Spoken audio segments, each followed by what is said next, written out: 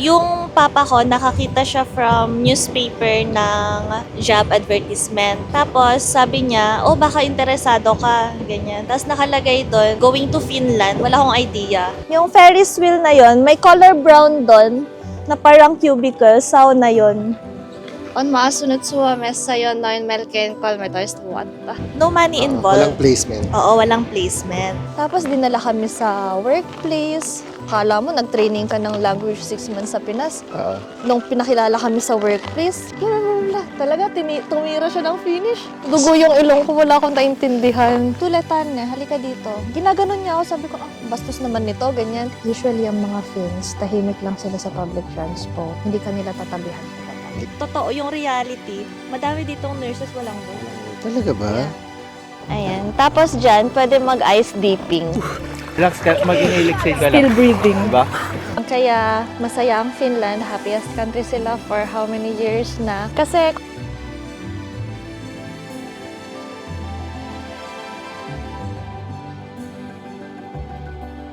Hello mga kabayan! Welcome to Nurse Ventura OFW Diary Series Season 2. So last year we traveled all across Ireland, Switzerland, UK, Germany para alamin ang kwento ng ating mga kabayan. And it was a year of learning and inspiration. And for our first stop this year, we traveled mula sa Ireland patungo sa tinaguriang happiest country in the world for 8 consecutive years. Welcome to Finland!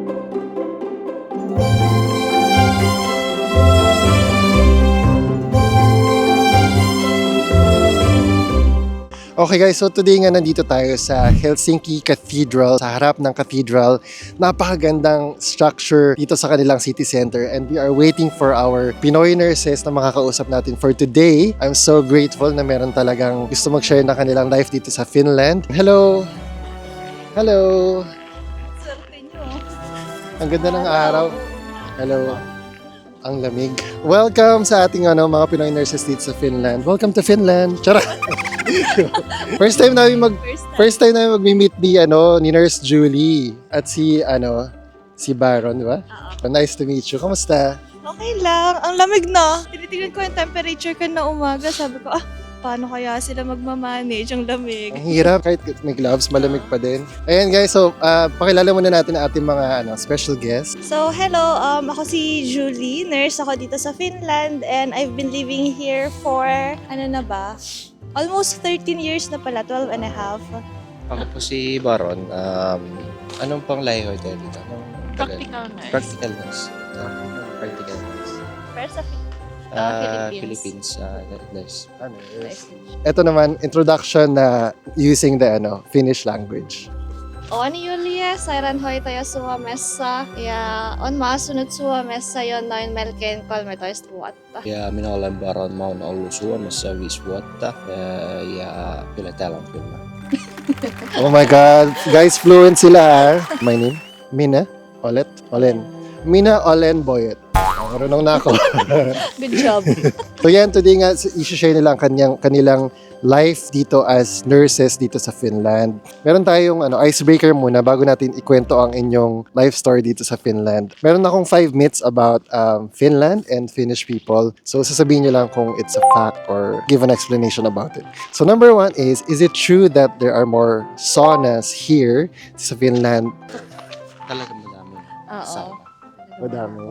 Ang 3 million Yes. more saunas? than actually. Number 2 is, I heard that yung mga local daw nila dito ay mga mahiyain, shyest people in the world. Tapos, mahirap ba para sa Pinoy na makipagkaibigan sa kanila?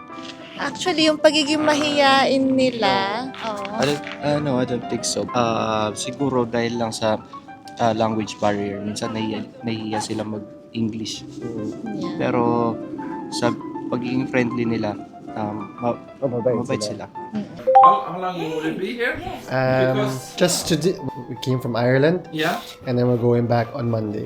because if you are here tonight and tomorrow, we have this kind of light festival. Can I try it? Sure, absolutely, be my guest. Is that your name? No, no. In fact, my name is Frederick. Frederick. Yeah. But I have not. I'm so new here, so I have not received my own name yet. But it's coming.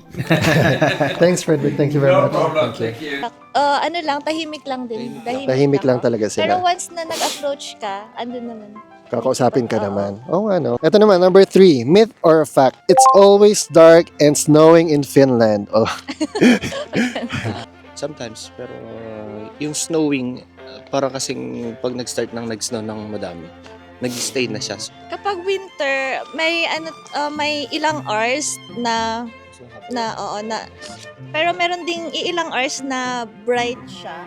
Pero not always naman dark and snowy. So like it's a myth. today. Like today, Like ito naman. today, Oh my very God. sunny. Parang mas sunny pa dito kasi kumpara sa Ireland. Okay, number 4. Totoo ba na you can't talk to strangers on the bus or train? No, not really. Pero masyado kasi nila inaano yung privacy nila, yung own peace nila. So Oo. kapag ka nakaupo yung mga Finns sa public trans, ano lang sila, tahimik lang sila, na parang hindi mo ma-approach, pero Pwede naman. pwede Hindi naman. siya Hindi siya, parang strict rule na Oo. bawal. No. So, eto naman, last but not the least, people say Finland is the happiest country in the world, but they also say Finns don't smile. So, how can be both true? happiness in terms of contentment. So, Finns are generally contented dito sa Finland. Yung system nila, Simple lang sila. yeah, very simple. Hindi Pero, sila as jolly as mga Pilipino. No. May ilan, Pero parang in general, in general, kung i-compare mo sila sa Filipinos, mas happy looking tayo. Oo nga, kasi first time pala natin mag-meet. Hello! Yes. Dito tayo sa may Market Square. Ito parang all year round to na Market Square. May isa dun kanina dun sa harap ng cathedral naman. Usually during the December holidays yung Market Square. So, andito tayo sa may port. Papunta tayo ng Suomenlinna, yung fortress dito sa may Helsinki. Tapos, gusto ipakita yung Ferris wheel. Yung Ferris wheel na yon, may color brown doon na parang cubicle. Sauna yon. I'm not sure, pero parang unique siya dito. Hindi ko alam kung meron din sa other countries. Tapos sa baba niyang Ferris wheel na yan, may mga sauna, and may pool din. May warm na pool and merong for ice dipping din. Yeah. So sakay na tayo dito sa may boat siya. Yeah. At tapos ito pala yung yung mayor's office yan. Yung blue. Oo. Basta ito parang mga government offices.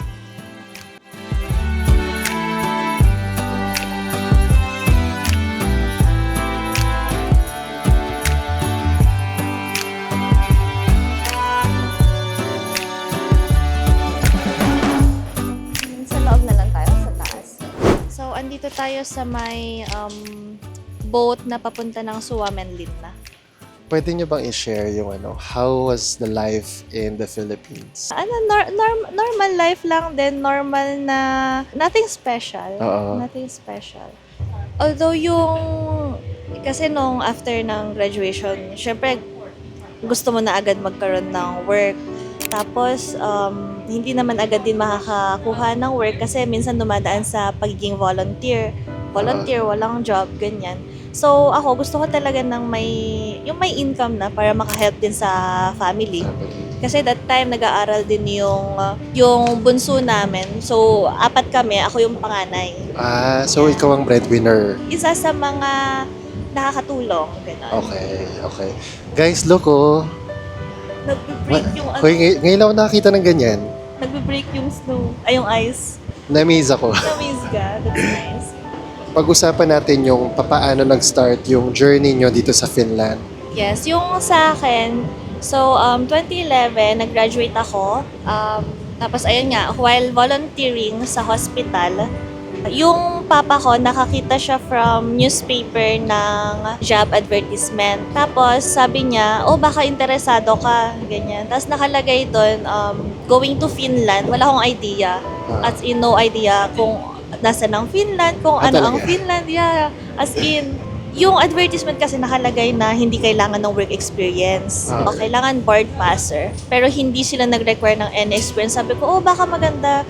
Although at first, parang feeling ko baka Scam? scam. Kasi parang too good to be true na 6 months training tapos alis na. Ganun. Oh. Kaya ko lang siya pinush kasi hindi sila naghihingi ng any down payment or Okay. any no money Walang involved. placement. Oo, walang placement. So, sabi ko, sige, why not try? Kasi wala namang mawawala. So, nag-attend ako ng interview. Ang bilis lang. Sabi, okay, kayo na yung napili Pili. Wow. para sa language training.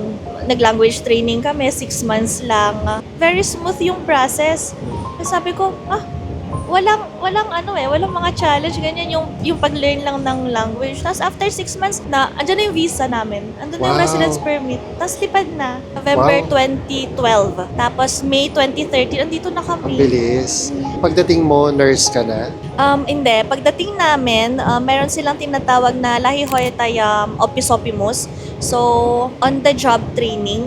Pero paid na kami full-time Student trade. as student. After nung student na yon, Lahi Hoyta is practical nurse. So, nag-graduate kami practical nurse in 1.5 years. So after ng practical nursing, paano maging registered nurse? Nung time ko kasi, wala pa yung mga bridging program. Oo. Nung sa akin, kailangan ko mag-enroll ng normal na schooling ng BSN na maglalas ng 3.5 years. Pero since meron akong graduate na ako sa Philippines, nagamit ko yung mga certificate ko, napabilis ko siya ng wala pang 2 years, natapos ko. Pero nung patapos na ako, pag-graduate na ako, nagkaroon na sila ng mga top-up bridging program. Yun naman yung mga program na 1.5 year ka lang mag-undergo nung BSN na course. Tapos mag-grant na sa'yo yung So mas RN mahirap yung permit. before yung sa'yo. Oo, kasi normal schooling yung sa akin. No, how was the language learning? Mahirap, pero nakatulong na we are at work all the time. So, mas sa work ako natuto. Short summary lang ng journey mo sa Finland. Actually, hindi ko planong pumunta dito sa Finland. UK ang target ko. May mga kaibigan na ako dito noon sa Finland. Nakikita ko yung mga post nila.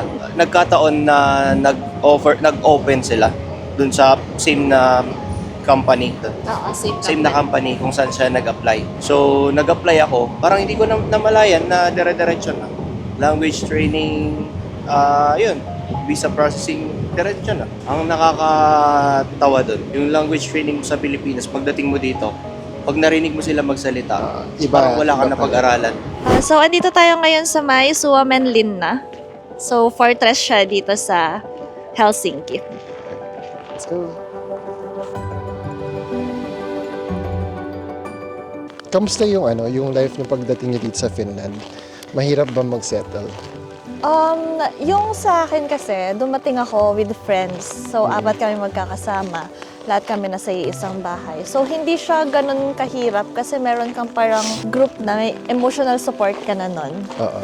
Yan. Pero mahirap in a way kasi first time kong lumabas ng bahay.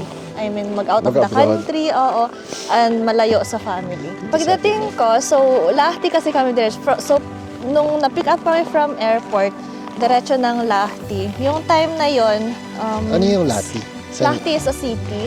So, mga 1 hour ride from Helsinki yung layo. Basta pagdating kasi namin, sabi ko, bakit parang dead city, tapos gloomy. Oo. May yun eh. Gloomy talaga siya. Tapos wala masyadong tao sa Sa labas. Oo. Tapos sabi ko, hala, saan kami dadalhin? Parang ganyan. Kasi syempre nasanay tayo sa city na ang daming tao. Tapos dinala kami sa workplace. Akala mo, nag-training ka ng language 6 months sa Pinas.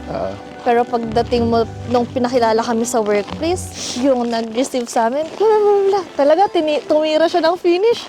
Sabi ko nga, dugo yung ilong ko, wala akong naintindihan. Ayun, tapos parang pag-uwi namin ng bahay after kami introduce sa workplace, sabi ko, parang may hirapan, parang ganun. Pero in time naman, okay naman yung pag-receive sa amin dun sa workplace. So, in time, nakapag-adapt na lang din. Meron yung mga ibang Pilipino, yung kwento nila, na yung mga naging parang guide nila, yung masungit. So, hindi nila nakakaibigan. Tapos yung iba, syempre, hindi nagsasalita ng English. Talagang hirap sila, maski explain nila in Finnish yung gagawin nila, nahirapan sila. Pero yung iba naman, parang sa akin, swerte ko kasi yung naging clinical guide ko, magaling mag-English. Baka sanay na siya sa ano, Magaling foreigners, no? mag-English. foreigner. Kaya parang swertihan talaga sa ano din, sa magiging clinical guide mo dito. Dito na tayo ngayon guys sa may Prisma, isa sa mga malalaking grocery chains sa Finland. Tingnan natin yung mga presyo ng mga bilihin dito sa Finland. So banana 1.69 per kilo. Oh. So ito 800 grams, 1.36 euros. Okay. Ito yan siya. Ito ay 2.68 euro, 8.29. Ang ulam. Yan. 1.88 na ito. Ano itong milk na ito? Normal Okay. milk. 2.19. 2.19. Okay. Pangagahan, Actually, jasmine. jasmine rice. Kaso mahal pa nga ito 1.88.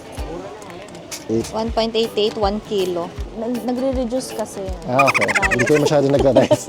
Hindi masyadong nagre-rice. So, Etong brand na to, Co-op, mura.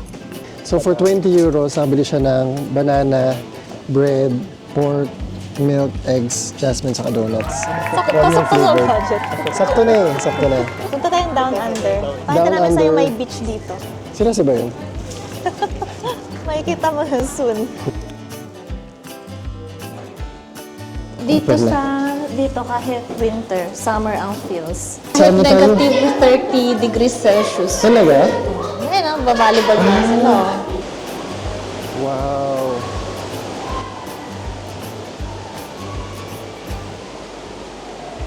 Parang first time ko maka-encounter ng ganito Talaga? sa ever. Hindi ko nga din alam kung may ganito sa ibang country.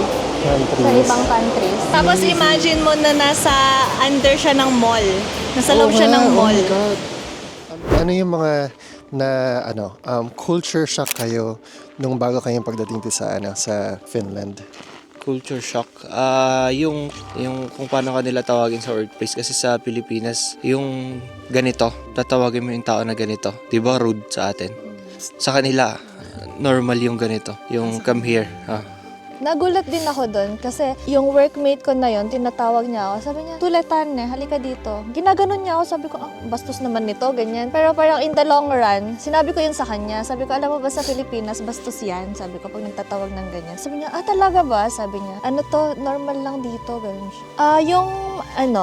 On time ang Finns. In general, on time sila. So kapag sinabi nilang meet up, 10, yun talaga. Kasi, di ba sa atin, meron tayong tinatawag na Filipino time. Pero pag Finns talaga, on time. Kahit sa work, ganyan. Pag-usapan naman natin yung about sa work dito sa Finland. Kamusta yung day-to-day na trabaho? So, ako kasi, usually, ang shift ko talaga morning shift ng weekdays. Community nurse ako. So, community nursing, home visits, ganyan. So, kapag registered nurses kasi sa community nursing, mostly, lang yan, morning shift ng weekdays. So, sa work ko, mainly, during morning shifts, kami, home visits, ganyan, assessments. Usually, kapag ka-registered nurse, sa mga blood samples, wound care, tapos mga catheterization. Tapos, usually naman, kapag after lunch na, office na lang kami. Puro paperworks, consultations, mga calls, ganyan. So, office works lang siya. Sa akin, okay yung work dito kung i-compare ko siya, although naging volunteer nurse naman ako sa Pilipinas, yung pace ng shift, sobrang busy sa Pinas. Dito minsan may mga busy days, pero dun mo maano na mas chill, mas relax ang pagiging nurse dito. Talaga ba? Pero community nurse ka na ba before? Like from the start or nag-evolve ka na lang eventually? After kong makuha after kong maging registered nurse dito sa Finland, ang pinaka-first ko is community nurse. Tapos, nag-try din ako ng hospital, pero dahil nga nag-move ako ng city, may mga nangyari, mga ganyan. nagpalit-palit ako ng workplace. So, na-try ko mag-health station, health center.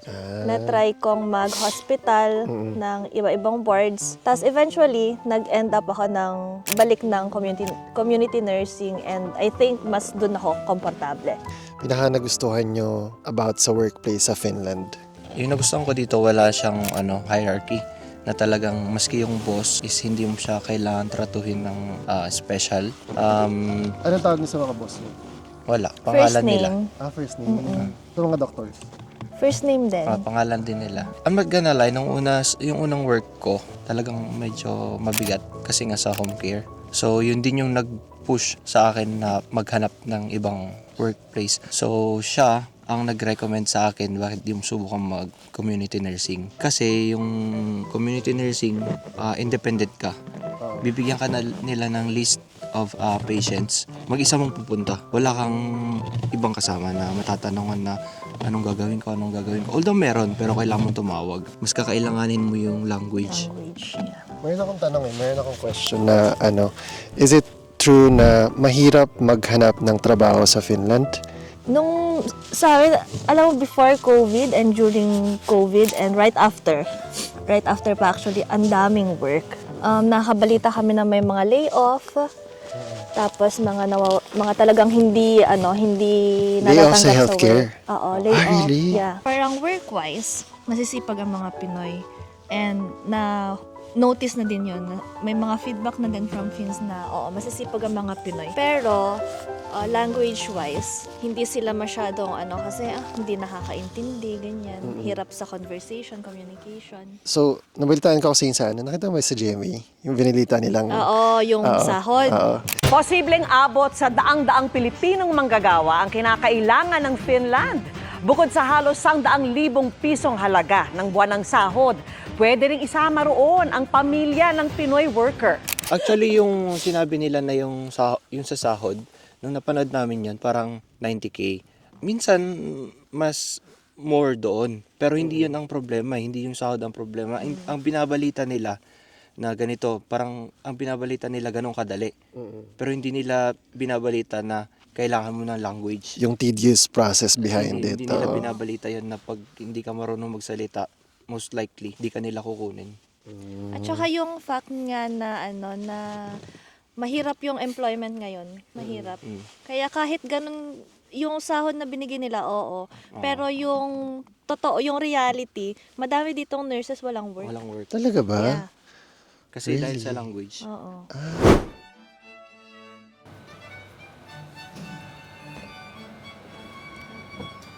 So, kamusta naman ang transportation dito sa Finland? Ako, I find it simple. Kasi na-try ko na yung transportation ng other countries, parang ang complicated. Pero pag dito sa Finland, ang simple niya lang. Tapos yung mga zoning, madali lang siyang intindihin.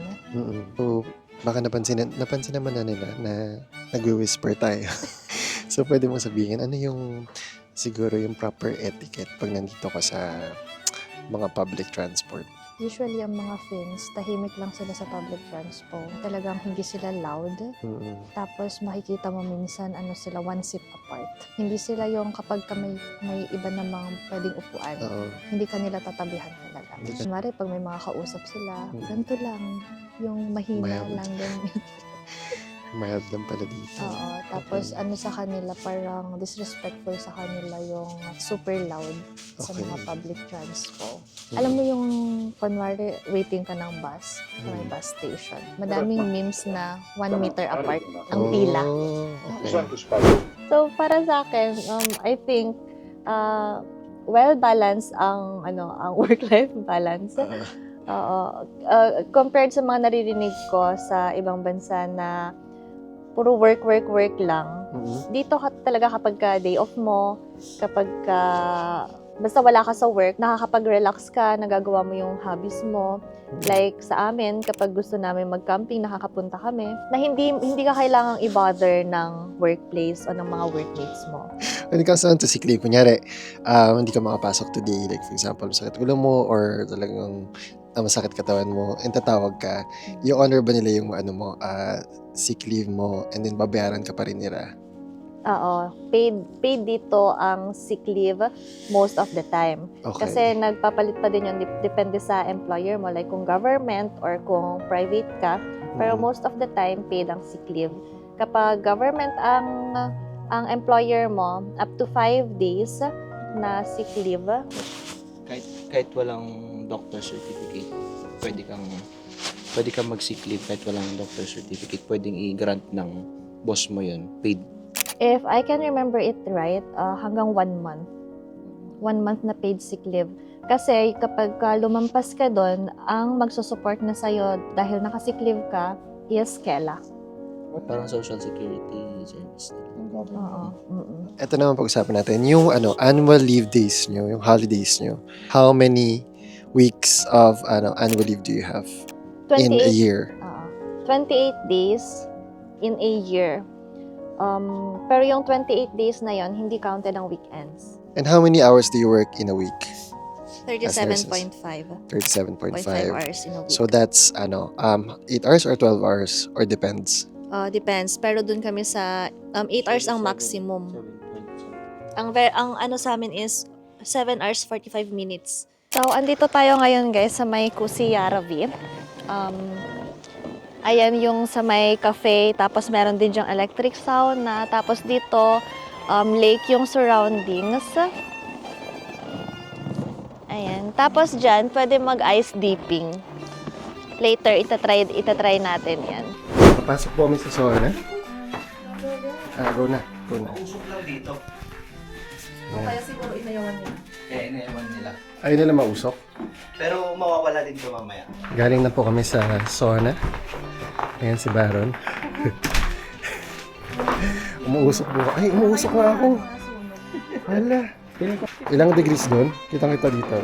Para ko aparisyon. Parisyo. Wow.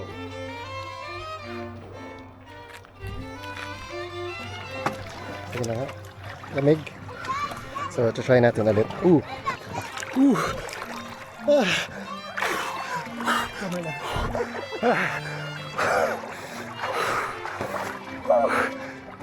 Ha? Buhay ka pa? Relax ka, mag-inhale-exhale ka lang. Still breathing. Diba? Diba? Okay na. Okay.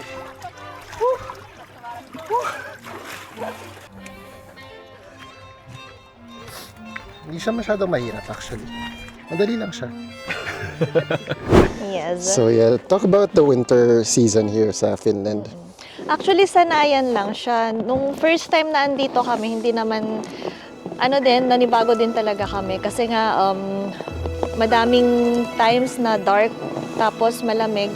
Pero after some time, after some years, nasanay na lang din. And we try to enjoy pa din yung season kahit dark. So, naghahanap kami ng mga hobbies, like natuto kami mag-skiing, downhill skiing. Marunong ka mag-ski? Medyo lang. Downhill ski. Tapos, nag-ice skating kami. Ice skating. Tapos, ayan nga, sauna and ice dipping. Ako hindi ako masyado, pero yung boyfriend ko, mahilig siya sa kaya niya yan mag-ice dipping. Talaga? Kamusta yung buhay dito overall? Simple. Yeah, in general, very simple ang life dito. Hindi mo masyado sila makakakitaan, lalo ang mga Finns na extravagant ang lifestyle, ganyan. Talaga, hindi mo kailangang magpakapagod, magpakapatay to work.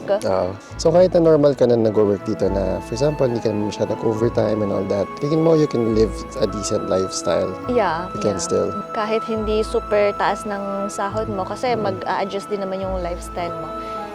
Kung quality of life lang din, dito talaga may quality of life. Siyempre, di ba, sa lahat ng nangyayari ngayon sa all over the world, in some places, and some people find it hard or nagsastruggle sila to find happiness, to find joy in their lives. Depende sa weather, sa situation sa buhay.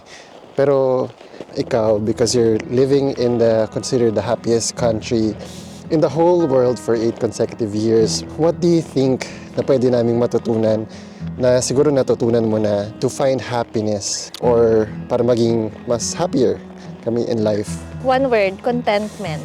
Yun talaga yung sa akin. Kaya masaya ang Finland. Happiest country sila for how many years na. Kasi kontento sila. Kontento sila sa government nila. Nag-work ang system nila. And they know how to find happiness from simple things like eto, yung nature, yung mag-walk sila sa forest, ganyan. Or kaya mag-ice dipping sila, mag-outdoor activities sila. Kahit from those activities lang, nakokontento sila, masaya sila. And also, napansin ko, kapag umaraw, super saya ng mga tao. Na-appreciate nila, no? Na-appreciate nila yung konting bagay lang, na-appreciate nila.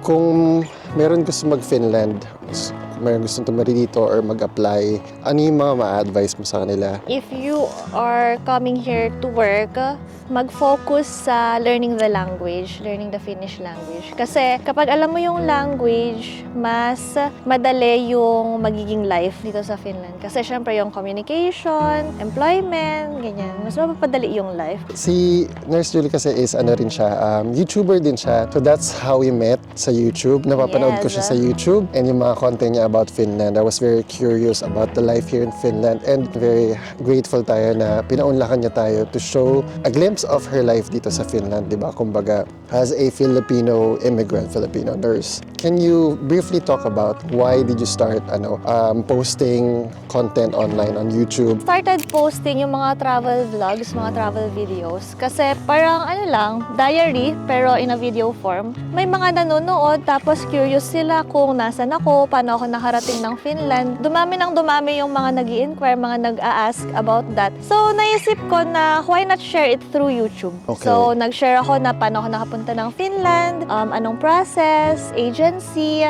Nung nasi-share ko na yan, may mga further questions na kamusta ang rent, kamusta ang life, ang prices, ang work-life balance. So, dun ako nag-post ng more about life in Finland. So, yung YouTube channel ko, pwede mo bang i-ano na?